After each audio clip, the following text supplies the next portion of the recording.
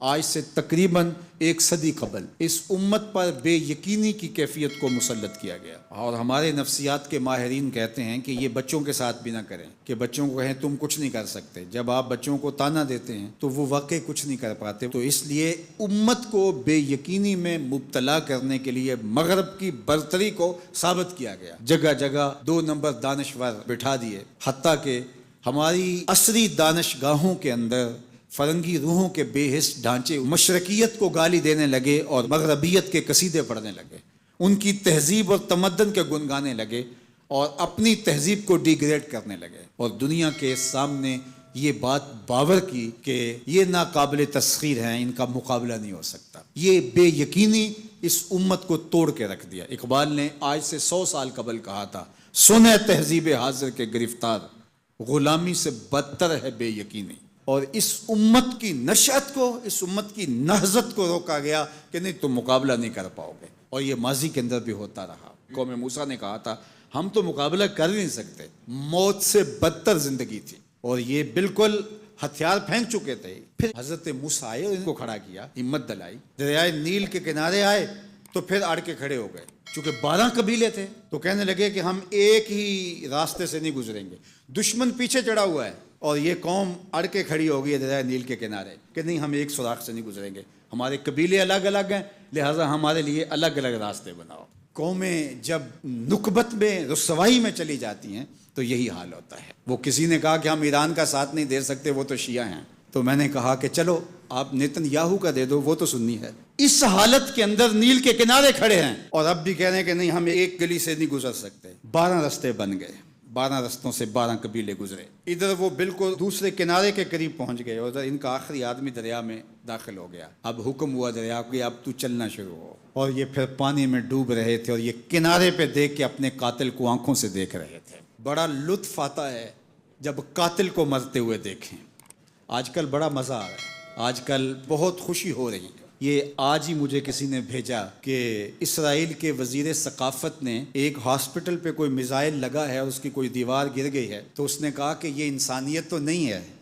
میں نے کہا جب تم نے بچوں کو بھی کھینچ کے نکالا تھا اور آکسیجن کی نالیاں بھی توڑی تھی اور بم برسائے تھے، ان کی رگوں کے اندر بھی سرخ خون دوڑتا تھا، وہ بھی انسان تھے، تم اتنی جلدی بھول گئے؟ تم نے 80,000 لوگوں کو پیس کے رکھ دیا اور آج تمہیں مزہ آیا؟ میاں ابتدائے عشق ہے، روتا ہے کیا؟ آگے آگے دیکھیے ہوتا ہے کیا؟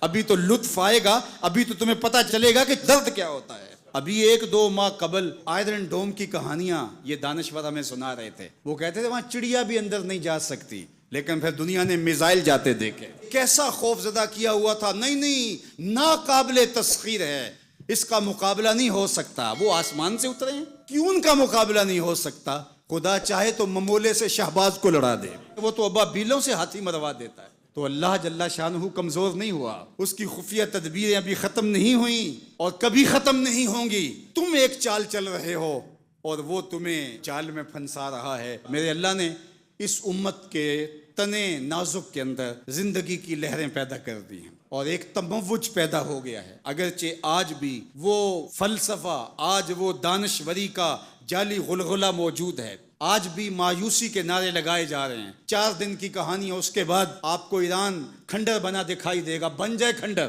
اس سے کوئی فرق نہیں پڑتا۔ جو پیغمبروں نے جنگیں لڑی ہیں اس کے نقصان پیغمبروں نے اٹھائے ہیں، اس سے کیا ہوتا ہے؟ تم کھنڈر کی بات کرتے تھو، کربلا کھنڈر نہیں بنا تھا، لیکن آج جھنڈے حسین کے جھول رہے ہیں، یزید کے تو نہیں جھول رہے۔